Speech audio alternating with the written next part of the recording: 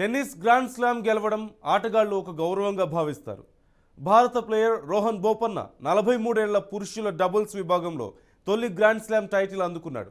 Australia open టోర్నీలో పురుషుల doubles ఫైనల్లో బోపన్న మాథ్యూ ఎబ్డెన్ జోడీ 7-6, 7-5 తేడాతో ఇటలీకి చెందిన సిమోన్ బోలిలీ, ఆండ్రియా వవత్సోరిలపై గెలిచి టైటిల్ నెగ్గారు.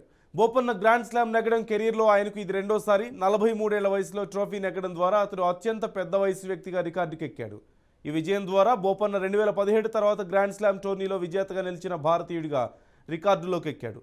సోమవారం రిలీజ్ అయ్యేటువంటి ర్యాంకింగ్స్లో బోపన్న నంబర్ 1 అవుతాడు.